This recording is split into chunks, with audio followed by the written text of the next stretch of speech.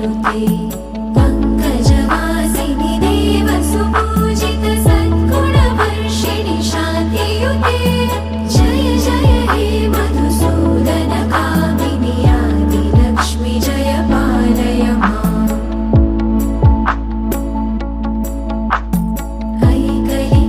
ऐकलिकल्मषनाशिनि कामिनि वैदिकरूपिणि वेदमये क्षीरसमुद्भव मङ्गलरूपिणि